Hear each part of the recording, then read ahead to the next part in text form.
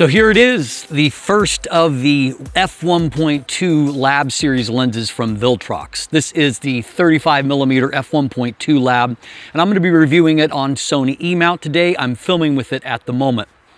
This F1.2 series of lenses is almost certainly going to be a very serious disruptor on both the Sony E-mount and the Nikon Z-mount space, because these are ridiculously good lenses.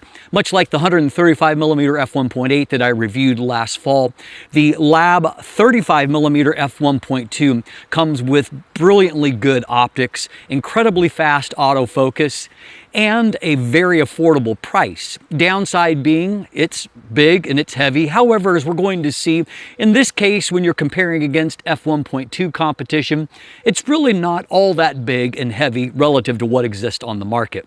But there's no question that this lens is going to cause some palpitations amongst the first-party brands. We'll dive in today and see why that happens to be the case. So we'll start by taking a look at the build and handling of the lens. As you can see, this is a large lens, and there's no question about that. However, it's all about context. This is a big lens if you compare it to, for example, Sony's own 35mm f1.4 G Master, a lens that I own and I love. And it is amazingly compact. And so compared to that, the Lab Series lens looks huge. However, if you look at some of the more direct kind of counterparts, we have the now discontinued Sigma 35mm f1.2 DN. That lens was 15 millimeters longer than this lens and weighed 170 grams more, so significantly bigger and heavier. Likewise, the newly released Nikon 35mm f1.2 S-line lens that this Viltrox lens will be going directly up against once it comes out on Nikon Z-mount. That lens is a full 29 millimeters longer and weighs 140 additional grams. And so if you compare it to kind of directly to the 35mm f1.2 options that exist on the market or have existed, then the size of it is actually lower than those. And so I'm going to give it a little bit more of a pass than what I did with the 135mm Lab, which was bigger and heavier than everything. And so in this case, we are looking at overall size of 89.2 millimeters or 3.5 inches in diameter, 121.8 millimeters or 4.79 inches in length. It has a 77 millimeter front filter thread, very common, and it weighs in at 920 grams or 32.4 ounces. Reason for that weight is twofold. Number one, we have got a really beautiful magnesium aluminum alloy body, and so aircraft grade materials used on this. And then also, of course, there's lots of glass with that f1.2 aperture, and so all of that adds up to a lens that has some heft to it. There's no doubt about it.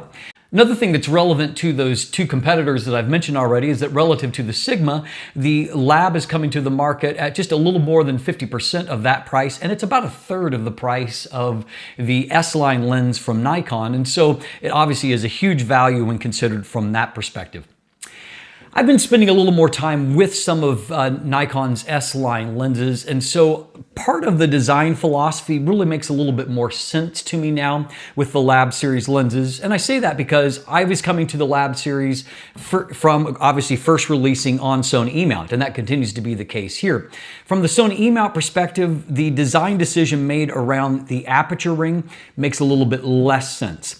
On Nikon, and that's true of the Z-mount version of the 135mm Lab, I'm sure it'll be true of this when it comes to Z-mount as well. Like Nikon S-line lenses, this ring is not just an aperture ring, but it's a customizable control ring. So it can be used for other things, be it ISO or exposure compensation.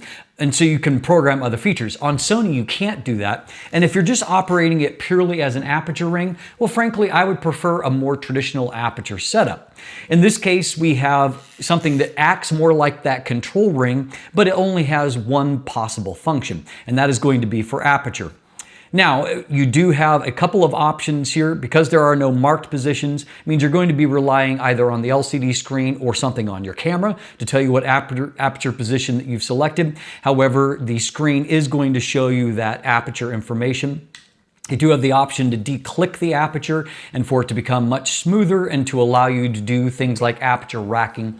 It works fairly well for aperture racking, but you'll notice here that there is some very slight evidence that it's moving in stops rather than moving just smoothly with the aperture opening and closing in just one linear fashion. And so I didn't find that I could do perfect aperture racking there. You can see some of the steps along the way.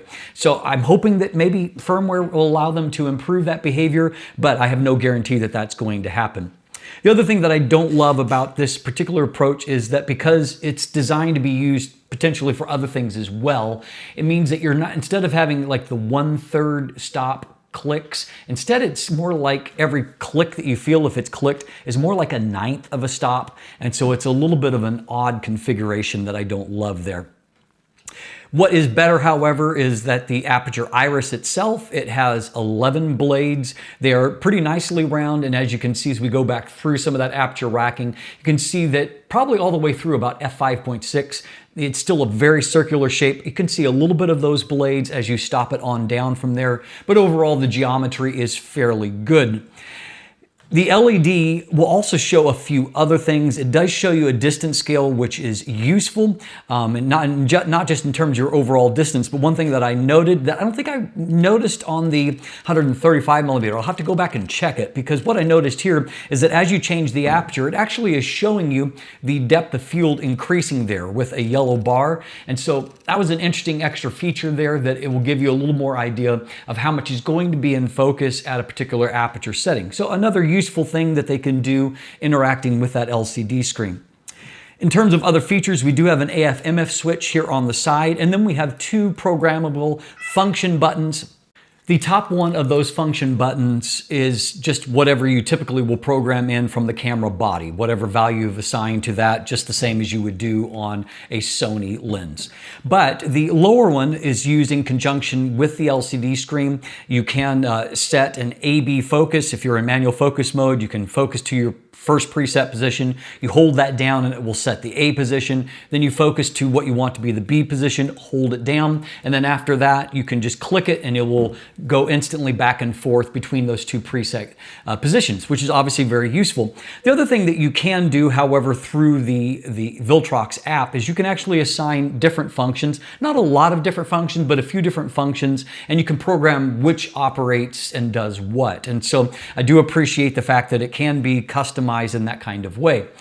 Now, using the Viltrox app, you can do firmware updates through that USB-C just through your computer, but now increasingly I'm relying on the Viltrox app, and you can connect via Bluetooth, and that will work for a lot of the different functions. It seems like they've now moved to requiring you to have a USB-C cable for doing firmware updates. I don't know, through the Bluetooth connection, that maybe there were some people that had some issues with updating firmware that maybe, caused some software issues in the lens, so they're looking for a stable connection for doing that now at this point. It works really well, however. You can do firmware updates quick and easy, and what I'm finding is by attaching by that USB-C cable, it's the most reliable way to do it. I just connect it from my phone to the lens itself. You can do a few other things, including programming the splash screen when the lens powers up, and so I've got my name on there. Obviously those firmware updates, and then obviously customizing some of the control scheme as well, which is great. One thing I would like to see them add is something that Tamron has done with some of their lenses, and that is that you have the option of putting in some different behavior for the manual focus ring as far as the overall focus throw, whether it's linear, non-linear, things like that. I would love to see them implement that kind of functionality, because I found that to be useful myself. And frankly, here, the manual focus ring is nice. It moves nicely. It has nice damping. What I did find is that I found that focus throws were a little bit too long. And so, I typically, if I'm going to do a pull that's within a meter, I want to be able to do that with just one wrist rotation. Right now, I found that it just went a little too far for my wrist to rotate. And so it means that I can't do that in a nice, like fully linear mode. And so I appreciate the ability to tweak that, but overall manual focus, it works well. It's nicely damped. This is a beautifully built lens, and that includes thorough weather sealing, HD nano coating on the front, and then we've got a gasket at the mount, along with a total of 12 different seal points throughout the lens itself. There is no lens-based stabilization here, and so you're going to have to rely on whatever is within your camera, though frankly hand-holding a 35mm f1.2 is much easier, for example, than hand-holding a 135mm f1.8, and so maybe less of an issue here. Now, like the 35mm or the 135mm, you do have the floating elements here. And so you will feel a little bit of a clunk if you're just kind of rocking back and forth the lens like this. When the lens is powered on, that will go away because those elements are going to be energized and they stop moving. But what that will allow you to do is to have much better up close focus performance. And so you can focus down as closely as 34 centimeters and get a 0.17 times magnification. All of that's useful, but not exceptional. There are other 35mm options, including this one, that can get you a lot closer. The GM, for example, you can focus as closely as 0.26 times, or have a magnification, I should say, of 0.26 times compared to the 0.17. So that's definitely an advantage for the GM. But what those floating elements do allow is amazing up-close performance. It is just brilliantly sharp, even at f1.2 at close focus distances. Included in the package, you have a very nice, premium feeling hood. Nice, rich materials. It's thick. It's ribbed on the inside. It doesn't feel cheap at all. And then also it comes with a nice kind of leather pouch, similar to Canon's L series lenses. I would prefer something like Sigma's approach with the padded, nylon case, which I find more useful personally, but something is better than nothing. Comparing these two lenses side by side, the actual look of the Lab actually feels more premium than what the G Master is, but frankly, they have similar levels of design and features, and so, this is a premium grade lens and obviously at a fantastic price. In some ways, things get even better when we start talking about autofocus. Once again, they have employed their newest premium focus motor system, which they call Hyper VCM, which is a voice coil motor. And it's not just one, but dual VCM or Hyper VCM motors that are driving focus. So similar to Sony's approach with the dual linear motors that they've employed in their 35mm GM. And so as you can see here, autofocus is basically instant. There's literally no lag between going from point A to point B. It's just pretty much instantaneous, whether indoors or outdoors. In fact, head to head, within a couple of minutes of comparing with the GM, I felt both in my impressions while shooting and then when looking at the video afterward, I felt like that the Viltrox Lab is actually the faster of the two, which is mind-blowing to me.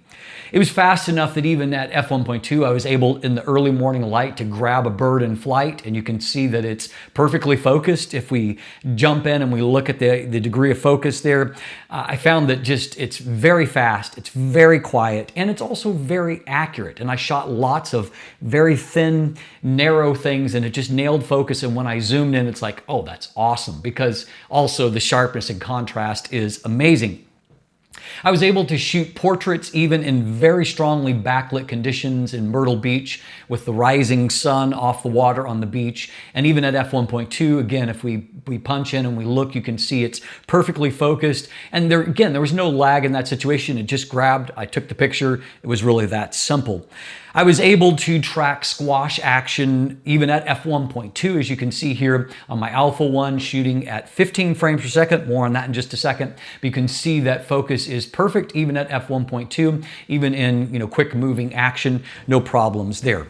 Now, the caveat that I do want to mention is that relative to a first-party Sony lens, you are going to be limited to 15 frames per second on Sony. That's a across-the-board third-party limitation, and so it doesn't matter whether you're shooting with an Alpha 1, an A9 series, even the A9 Mark III, 15 frames per second is the upper limit. Now, if you're shooting with one of the slower bodies, doesn't matter, that's probably going to be at the upper limit or beyond what your otherwise limitation would be. But if you're shooting on one of the sports bodies, that is a limitation. Good news for you Nikon users, once it comes to Z-mount, that's not a problem. And I can't wait to try one out on my Z8. Now, when it comes to video autofocus, again, I was very pleasantly impressed, surprised, whatever you want to call it. Focus pulls, as you can see, they are very smooth and confident, going back and forth without any hesitation or lag. A good degree of damping. It's not, just kind of jumping around, but it goes smoothly back and forth. Now, there is some obvious focus breathing, and it is not as bad as the 35 GM. You can see here that the GM is worse still, and it's got a reputation for that. However, again, Sony has baked in an advantage for the GM, at least with some of their newer bodies, that doesn't exist for the Viltrox. And so here I can switch over and turn on their focus breathing compensation with the GM lens, and you can see it's a big crop because it's a lot of focus breathing, but it basically mathematically eliminates focus breathing from the equation. I can't do that with the Viltrox, and so just something to be considered. Natively, it actually outperforms the GM, but once you bring in the digital compensation, it is going to underperform the GM when it comes to focus breathing. My hand test went good reactiveness. I was very happy about that. It picked my hand up quickly and moved back and forth. And thus, as we saw in the opening sequence, even if you're approaching the camera, and I was shooting that opening sequence at f1.2, it has no problem in tracking and keeping up with the action. I found for just my real world video clips that autofocus worked great. I got beautiful looking end results. It's basically all what you would expect from a premium lens with a premium autofocus system. So how about the image quality? I'll give you a quick overview, and then if you want the deep dive into the optics, it will come at the end of the video. Just so you know, I will be doing one of my head-to-head between these two lenses in the future, and hopefully down the road, if I'm able to do the same with the S-line lens, I'll try to arrange that on Nikon. No guarantees, but it's always interesting to see these things head-to-head. Optically, we have 15 elements in 10 groups, and in this case, 2/3 of those are exotic elements.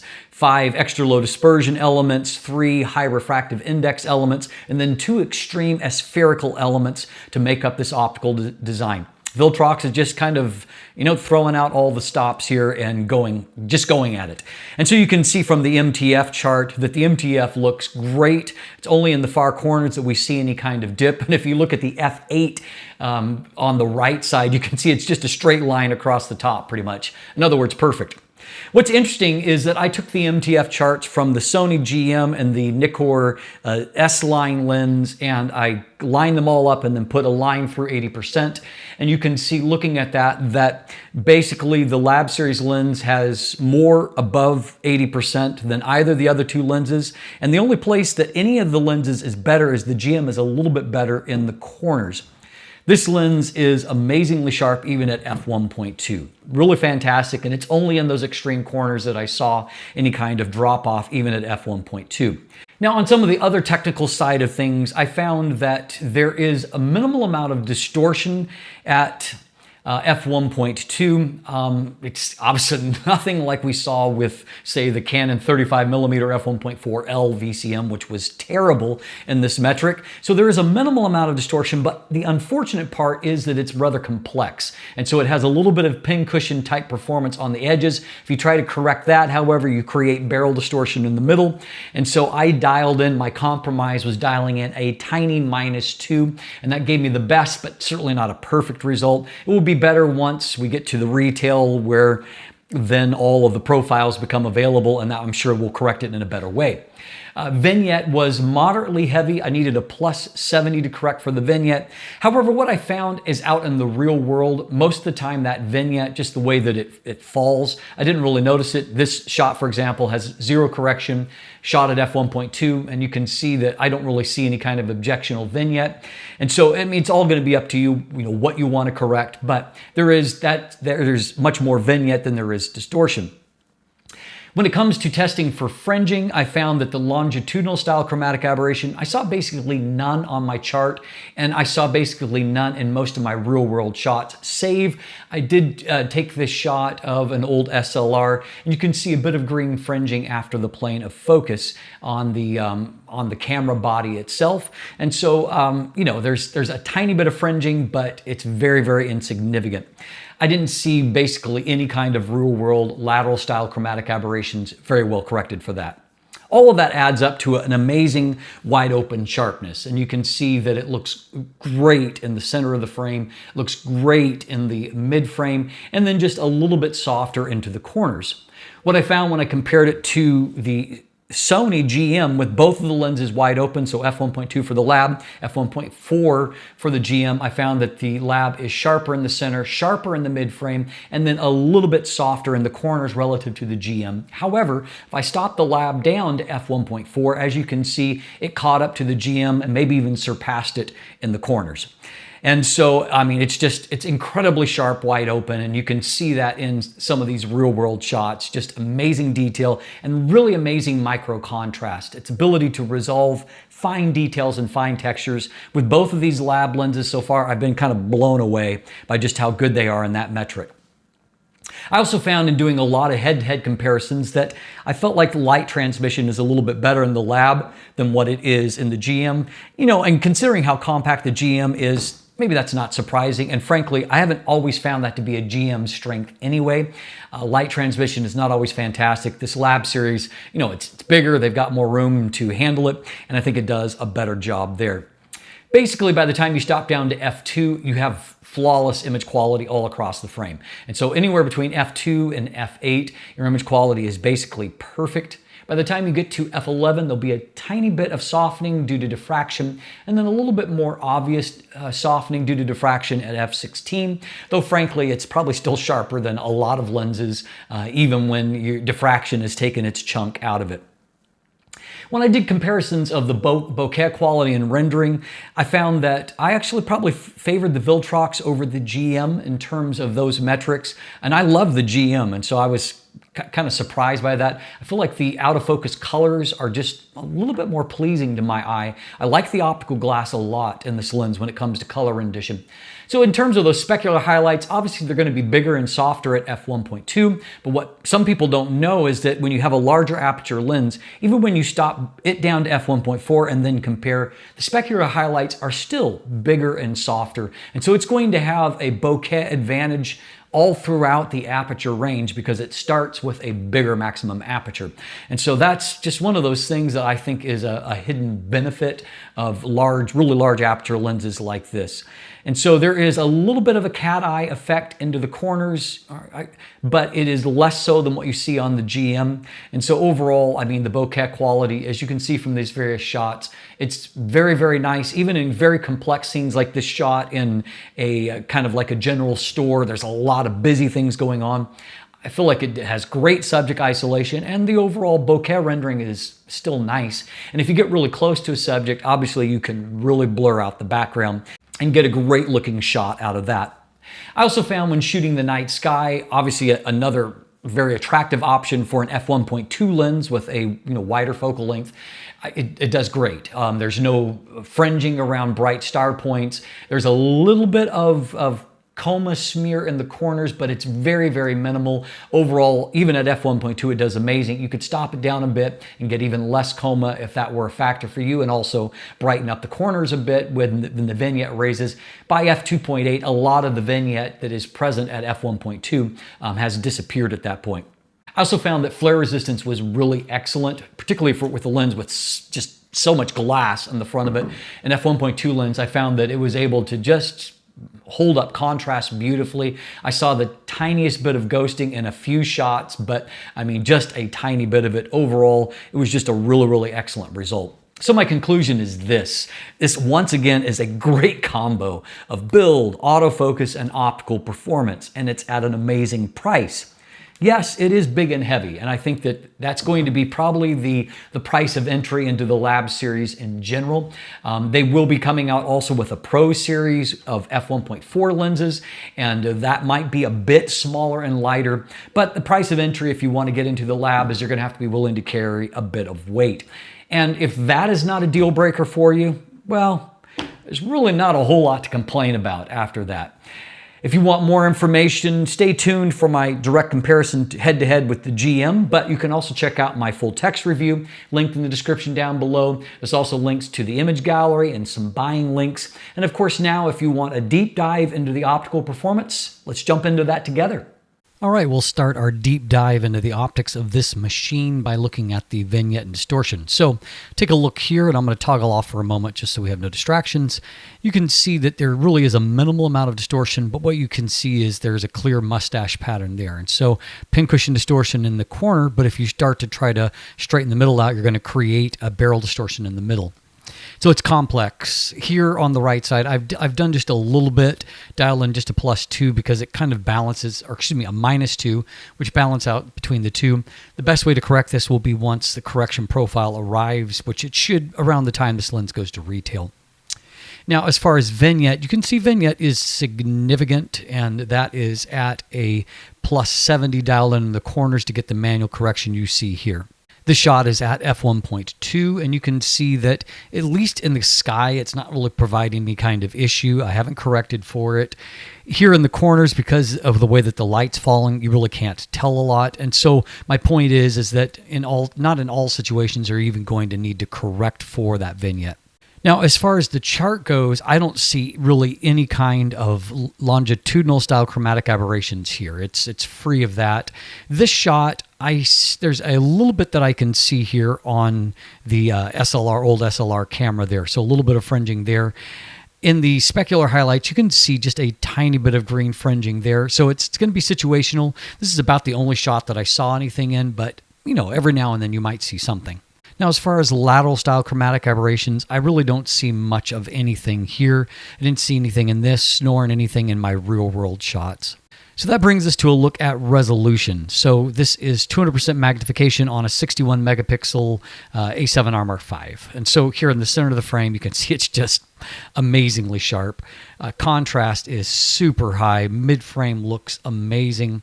As we kind of pan down throughout all of these things, you can see that very little drop from the upper left to the lower right, just a little bit there. As we get towards the very corner, you can see a bit of fade, but frankly, that only looks worse because the center looks so good. If we put the Viltrox at f1.2 and the GM at f1.4 here, you can see that the Viltrox is clearly sharper in the center of the frame. It just has better contrast, more detail being rendered. If we pop up here into the mid frame, you can see that they both look good, but the Viltrox looks a little bit better here. And it's only really down here in the corner where I feel like the GM very possibly is just a little bit better in this zone. And so they're comparable, but I would call the GM a little bit better. And you can, up in this corner, however, I don't know if that's true. And if we swap in the f1.4 shot of the Viltrox versus the GM, you can see that the Viltrox is very clearly superior right up here into the left corner. So yes, it is tremendously sharp even at f1.2. Here you can see punching into this image at f1.2. You can see that the detail and contrast, even very, very strongly backlit, is excellent. A shot like this, I mean, you really have to kind of go into a high level of magnification even to appreciate just how good it is. And you can see in that thin plane of focus, just how tight the detail and the micro contrast is. And of course, the background is very beautifully blurred out as well. This is an f1.2 landscape shot, and you can see as we pan across the frame, there's just a really amazing amount of detail. Again, on a 61 megapixel sensor, even at f1.2, basically from side to side, it looks fantastic. If we stop on down to f2 here on the right, you can see that the moire is just out of control now because it's just so sharp and high contrast that the sensor can't hardly handle it. And you can see looking here in the mid frame, it looks just amazing, great detail. Now you can see that the corner is looking crisp on the bottom right. You can see it looks fantastic here. Over on the left, upper left, looking amazing. And up into the upper right, we have good centering. We have a good performance all around, just great. From f2 to f8, everything looks fantastic. I mean, here this is f2.8, and to give you context, it was kind of a cool scene. It was very windy and snow was blowing. The sky was just dramatic. I just shot this out of a window, driving along at, 70 miles an hour, and you can see just how amazing the detail is in the image. At f2.8, I didn't want to shoot too small a depth of field because I didn't want any of the window action. You can see a little bit of window reflection up here, but I mean, it's amazing how casually good this lens is. Here at f5.6, and so we've got lots of textures and a fairly flat place to look down on. You can see it looks amazing in the center of it. I mean, look at all of the detail that's rendered inside that space there. And then if I pull all the way off here into the corner, you can see right off to the edge along here, all the textures are just really tightly resolved. All that information all throughout the image is just really excellent. To maybe put it into context a little bit here, here's f1.2 and then f5.6. So if we're looking in the center of the frame at f1.2 versus f5.6, you could say, oh, they don't really look any different. And it's true, they don't really look a lot different. It's more if you pan off into the corner where there's a little bit of difference starting to show up there. You can see in this zone on this side that contrast is stronger and it's resolving better off into the corner at f5.6 versus f1.2. But, you know, some of that also could be impacted by a little bit by depth of field as well. So, I mean, it's very, very sharp no matter what aperture you shoot it at. Now on a high resolution body, diffraction will start to soften the image a bit at f11, a bit more at f16, but again, I mean, the truth of the matter is that this is still a sharper looking result than what I see even at its worst on a lot of lenses. And so I would say shoot at whatever aperture your heart desires. The maximum magnification is useful, but what's more useful is just how good it is, even at f1.2. At that minimum focus distance, you can see it's just super sharp up close. So it means if you're going to shoot close-up images, they're going to have lots of detail. You know, for this shell here, you can see just how tight the very fine little plane of focus is, and so obviously only a little bit of that shell is even in focus at that distance at f1.2, but what it does allow you to do is very strongly blur out the background.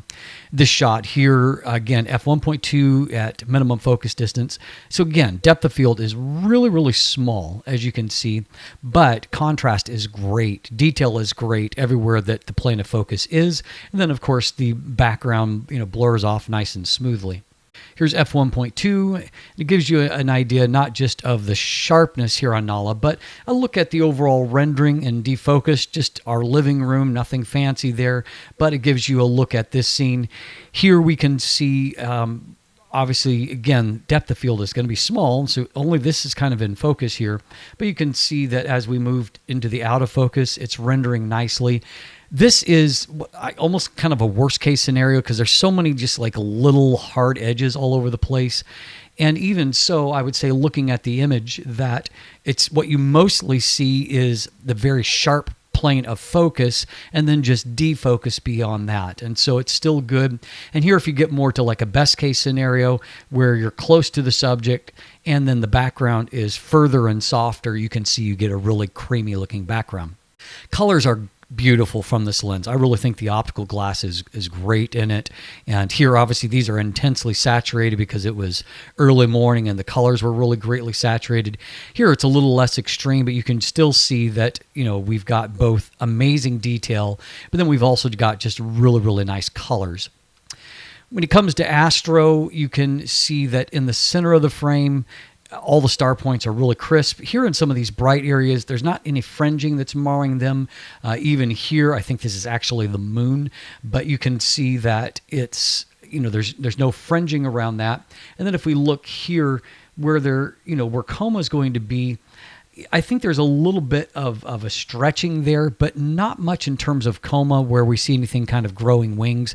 It still remains, even at f1.2, very well controlled. You could stop down to f1.4 and probably get a little better still. Finally, when it comes to flare resistance, I mean, here is the bright, bright sun right here, and I've recovered the image in terms of just the overall, bringing the exposure down, and so you can see detail is good. We don't see any ghosting artifacts anywhere. Here I've got the sun right up in this zone, and you can see again the image is held up perfectly. Here it's right up in this zone.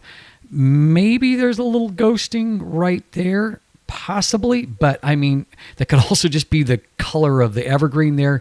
Bottom line is that just everything this lens does, it does it really quite well. And so you probably came away from that section as I did, saying a little bit of, wow, this is a very, very impressive optical instrument. As always, thanks for watching. Have a great day and let the light in.